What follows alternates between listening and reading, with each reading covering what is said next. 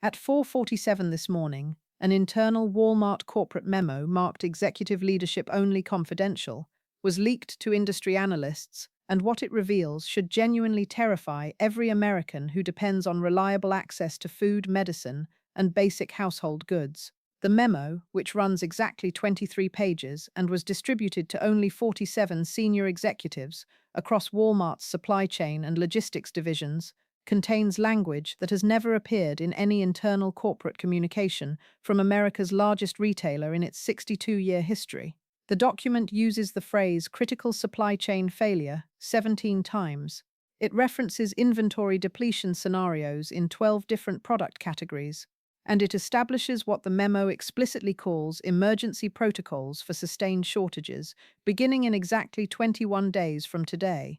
I need you to understand the weight of what I am about to tell you, because what happened in that confidential briefing room at Walmart's Bentonville, Arkansas headquarters between 11 p.m. last night and 2:30 a.m. this morning is not just a corporate logistics problem. This is a stress test on whether the most sophisticated retail supply chain ever built in human history can actually survive when multiple systems fail simultaneously. If you care about whether your local store will have food on the shelves 3 weeks from now, you need to subscribe to this channel right now and turn on notifications, because the next 72 hours will determine whether we are looking at temporary disruptions or the beginning of sustained shortages that will fundamentally change how Americans access basic necessities. Here's what we know, and I want to be very clear about where this information is coming from, because the sourcing matters enormously. 3 independent sources have confirmed to us what that leaked memo contains. 2 of these sources are regional distribution managers who were on the emergency conference call that took place at 6:14 a.m. Eastern Time this morning. The third source is a vendor relations executive who received forwarded portions of the original memo with specific instructions to begin contingency planning for reduced order fulfillment. These are not random leakers looking for attention. These are people who have spent their entire careers in retail logistics, who understand supply chain mechanics at the most granular level, and who are watching something they have never seen before unfold in real time. The leaked memo itself was accidentally uploaded to Walmart's internal vendor portal system for exactly 11 minutes before being removed. During that window, it was downloaded by at least 23 external vendors who have contractual access to certain Walmart systems. We have obtained portions of that document, and what it reveals is that Walmart's executive leadership is preparing for what they internally describe as the most significant supply disruption event since the company's founding in 1962.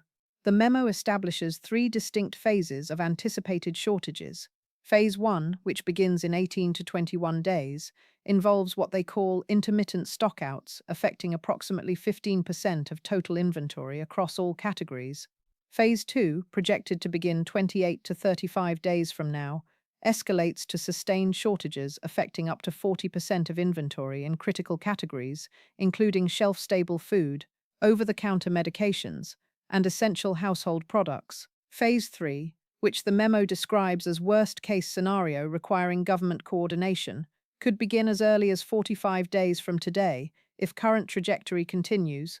According to supply chain economists who have reviewed the leaked portions of this memo, the language represents an unprecedented level of alarm from a retailer that processes more than 37 million transactions every single day across 4,700 stores in the United States alone. Dr. Michael Chen, who teaches supply chain management at MIT and has consulted for major retailers for 25 years, told industry publications within hours of the leak that the scenario Walmart is preparing for would require simultaneous failure of multiple redundant systems that are specifically designed to prevent exactly this outcome. He emphasized that Walmart's supply chain includes backup suppliers, alternative shipping routes, strategic inventory reserves, and algorithmic demand forecasting that adjusts in real time. For all of those systems to fail simultaneously, Chen explained, would require external shocks of extraordinary magnitude occurring in compressed time frame. Now let me walk you through exactly how we got here, because this did not happen overnight.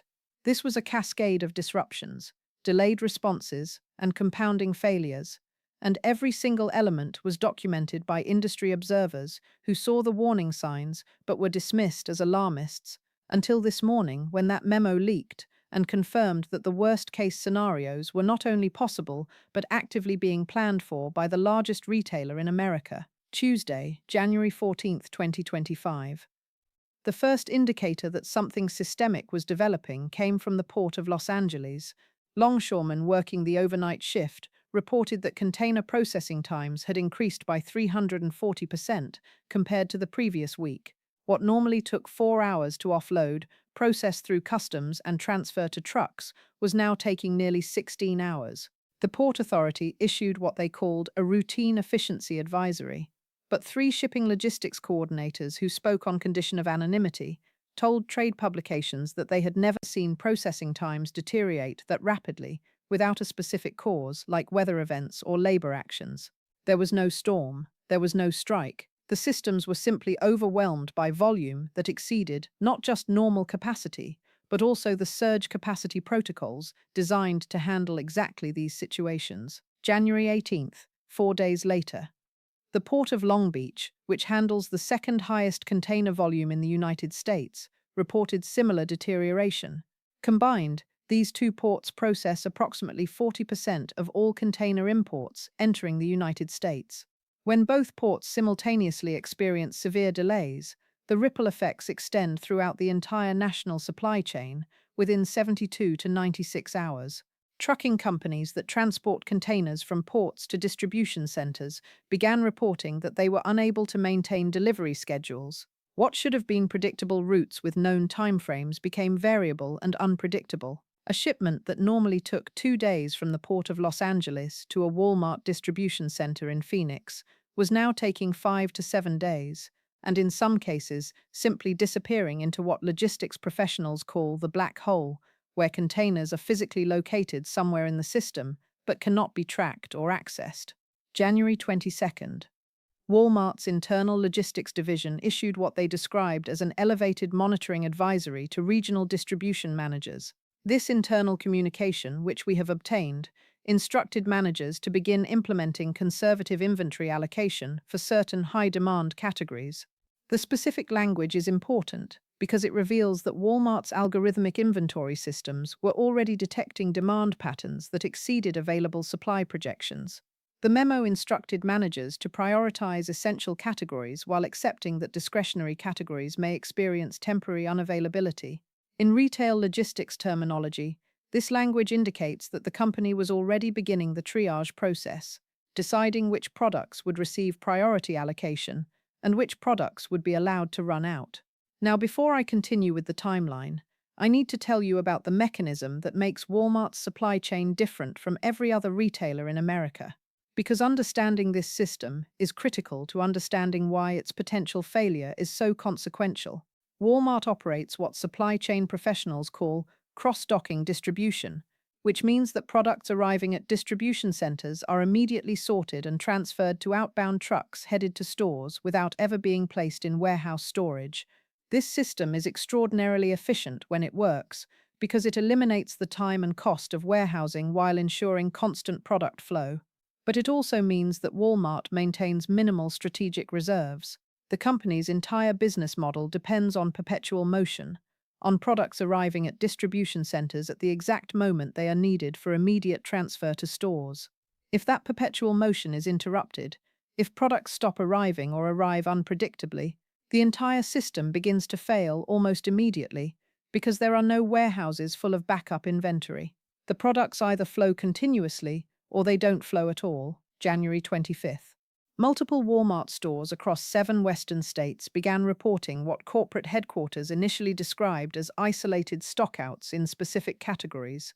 Customers walking into Walmart locations in Phoenix, Las Vegas, Sacramento, and Seattle found empty shelves in sections that are almost never depleted, including canned vegetables, pasta, rice, flour, and over-the-counter pain medications. Store managers were instructed to attribute these shortages to higher than anticipated demand and to assure customers that restocking would occur within 48 hours. But the restocking did not occur in 48 hours. By January 28th, those same stores were reporting that the depleted sections had expanded and that corporate logistics was unable to provide definite restocking timelines.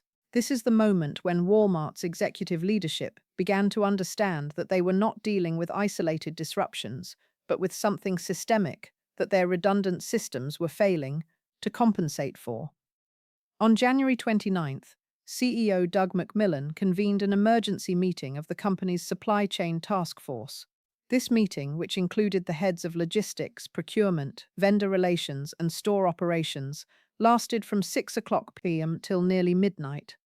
According to two people who were briefed on the meeting immediately afterward, Macmillan opened the session by displaying real-time inventory data from 500 stores across the country and asking a single question: why are our algorithms failing to predict and respond to these shortages? What the data revealed was deeply concerning.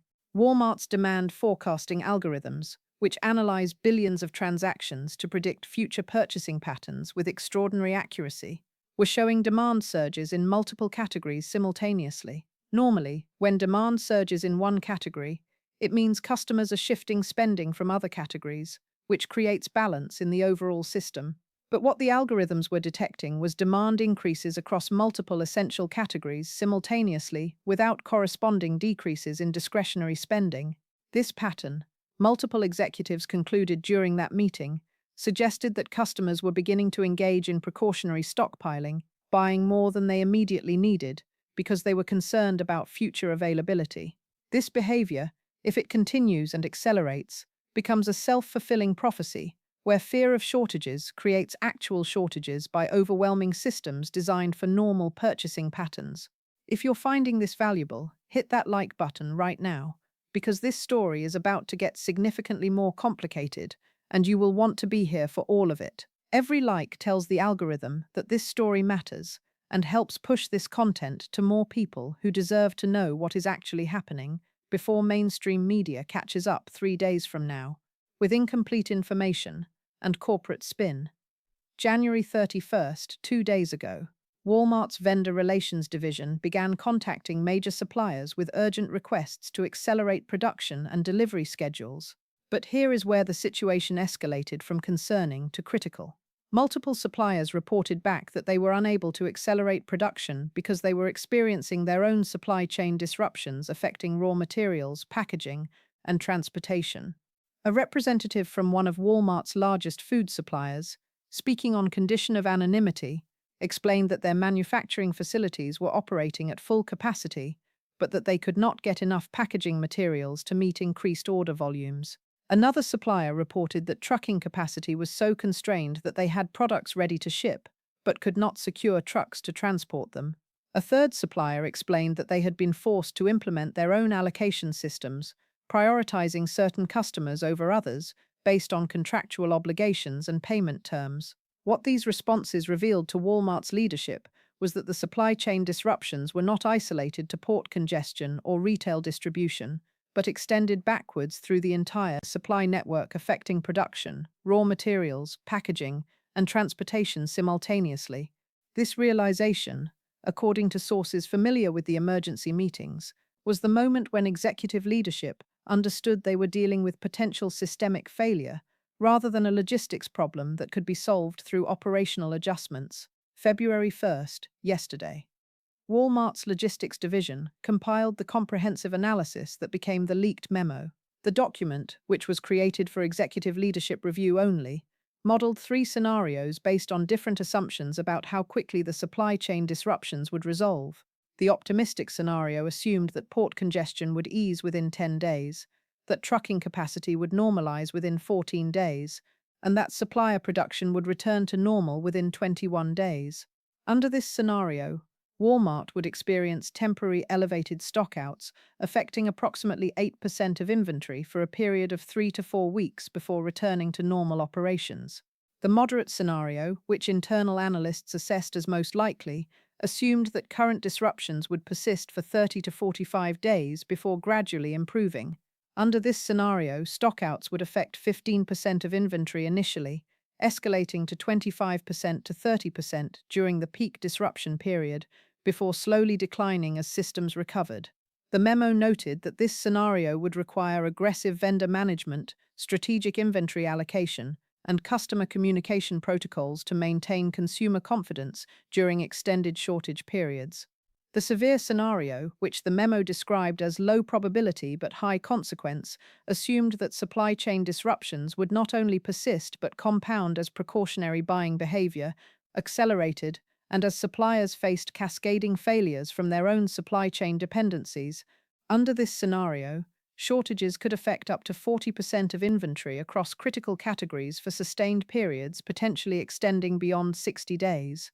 The memo noted that this scenario would require coordination with state and federal authorities, implementation of purchase limits, and possible prioritization systems for essential goods. Subscribe now if you want to follow where this situation leads, because the implications are staggering and mainstream media will be 3 hours behind everything I am showing you.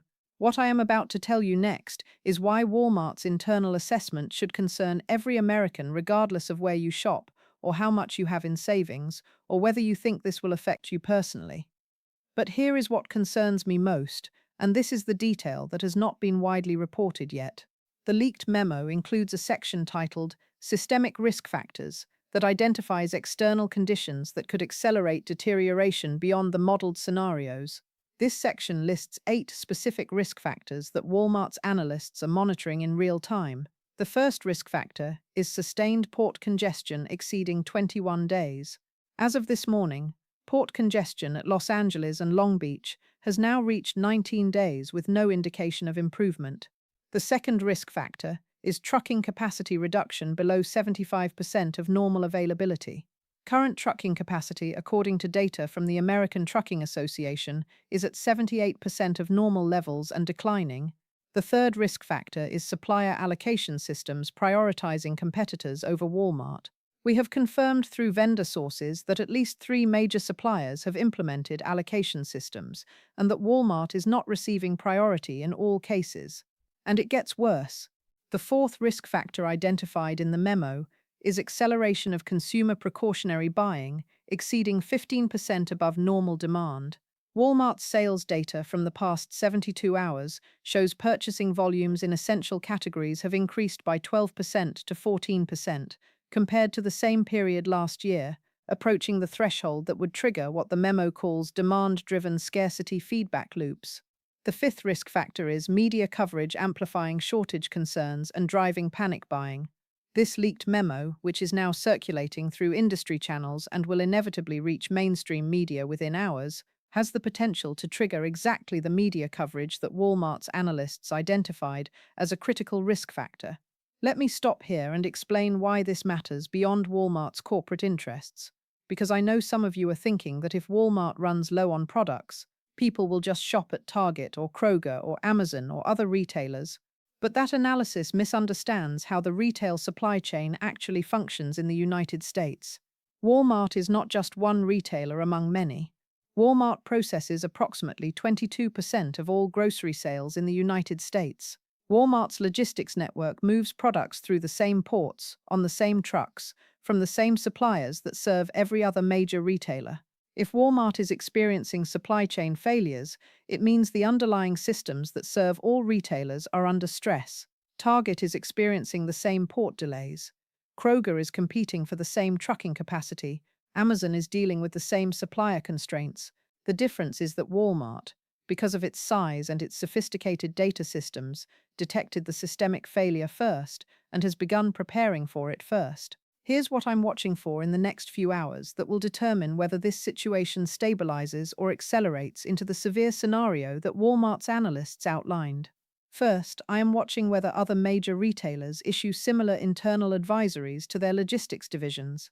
If Target, Costco, Kroger, and other major retailers begin implementing conservative inventory allocation, it will confirm that the supply chain stress is industry-wide rather than specific to Walmart. Second, I am watching trucking availability data from the American Trucking Association. If capacity continues declining below 75%, it will trigger one of the critical risk factors that Walmart identified as potentially accelerating deterioration. Third, I am watching consumer purchasing patterns in essential categories. If sales volumes increase beyond 15% above normal demand, it will confirm that precautionary buying is accelerating and creating the feedback loops that could transform temporary shortages into sustained scarcity. Now let me tell you about the people at the center of this crisis, because understanding who is making decisions and what motivates them is critical to understanding what happens next. Start with Doug McMillon, Walmart's CEO since 2014. This is someone who has spent his entire career, more than 30 years, within Walmart's corporate structure. He started as an hourly associate, unloading trucks in a distribution center in Arkansas. He understands supply chain operations at the most granular level because he has worked in almost every division of the company on his path to the executive suite. McMillan is not someone prone to panic or dramatic overreaction. His leadership style, according to people who have worked with him, emphasizes data-driven decision-making and systematic problem-solving. The fact that this memo was created under his direction, using language as alarming as critical supply chain failure and emergency protocols for sustained shortages, indicates that the situation is being assessed as genuinely severe by someone who understands these systems better than almost anyone in American retail. But here is what most people do not know about McMillan's current situation, and this context matters for understanding the pressure he is operating under. Walmart's stock price has increased by 47% over the past 2 years, dramatically outperforming the broader retail sector. The company's market capitalization exceeded $500 billion for the first time in its history just 6 weeks ago. Walmart's board of directors, its institutional investors, and its analyst coverage all expect continued growth and operational excellence. If this supply chain crisis becomes public before McMillan has solutions in place, if customers begin seeing empty shelves and associating Walmart with scarcity and unreliability, the reputational and financial damage could be extraordinary. McMillan is managing not just the operational crisis of potential shortages, but also the communications challenge of maintaining confidence while preparing for scenarios that could fundamentally damage the company's market position. Now consider the suppliers who are receiving allocation requests from Walmart while dealing with their own supply chain failures. These are companies like Procter & Gamble, Kraft Heinz, Coca-Cola, PepsiCo, General Mills, and dozens of other major manufacturers who produce the shelf-stable foods, household products, and consumer goods that fill Walmart's stores. These suppliers have their own contractual obligations to multiple retailers simultaneously. When demand exceeds their production capacity, they must decide how to allocate limited supply among competing customers.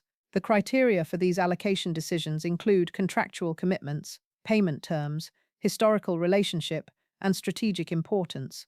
Walmart, despite being the largest retailer in America, is not guaranteed priority in every supplier's allocation system. Some suppliers prioritize customers who pay faster, who provide better shelf positioning, or who offer more favorable contract terms. This competition for supplier priority, which is normally invisible during periods of adequate supply, becomes critically important during shortage scenarios. If you understand why this matters beyond corporate profit margins, hit that like button, because the algorithm determines who sees this, and this story is too important to be buried under celebrity gossip and entertainment content, while the systems that feed 330 million Americans are showing signs of potential failure. Then came the moment that changed everything. At 11:47 last night, someone within Walmart's executive leadership structure made the decision to distribute that 23-page memo beyond the immediate executive circle. The memo was uploaded to Walmart's internal vendor portal, which is a secure system that allows approved suppliers to access certain operational information. The upload occurred at 11:47 p.m. Central Time and remained accessible until 11:58 p.m., exactly 11 minutes. During that window, at least 23 external vendors downloaded the document. By 1:30 a.m., portions of that memo were being forwarded through industry channels. By 4 o'clock p.m., supply chain analysts were discussing the contents on private industry forums. By 4:47 a.m., when I began working on this video, the memo's existence and key contents were confirmed by multiple independent sources. Now here is the critical question that everyone in corporate governance and supply chain management is asking this morning.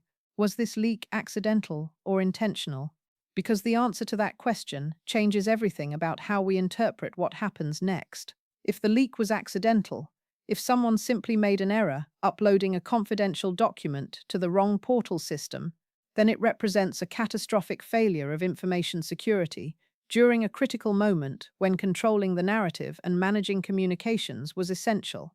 An accidental leak suggests chaos and lack of control at the executive level, which would be deeply concerning for a company that is supposed to be managing this crisis with systematic precision. But if the leak was intentional, if someone within Walmart's leadership structure deliberately uploaded that memo, knowing it would be downloaded and distributed, then we have to ask why they would do that. One theory circulating among industry analysts is that this was a strategic communication decision designed to begin preparing customers, suppliers, and potentially government officials for the scenarios outlined in the memo without issuing an official public statement that would trigger immediate panic buying. By leaking the memo through industry channels rather than making public announcements, Walmart allows the information to circulate gradually, allows customers to begin making individual preparations, and creates plausible deniability if the severe scenarios do not materialize. Another theory, darker and more concerning, is that someone within Walmart's organization believes that the executive leadership is underestimating the severity of the situation and that public awareness and pressure are necessary to trigger more aggressive response from suppliers, transportation companies, and potentially government agencies.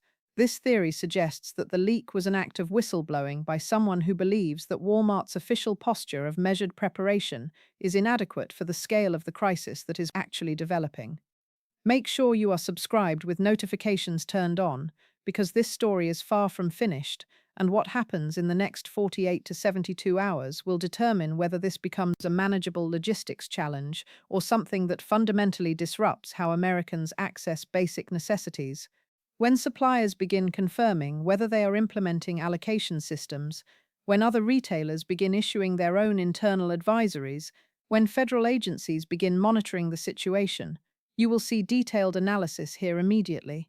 Which brings us to right now, to this moment, to 8:30 a.m. Eastern Time on February 2nd, 2025, and to the question that everyone should be asking: what happens next? Here is what I am watching develop in real time as I finish this video.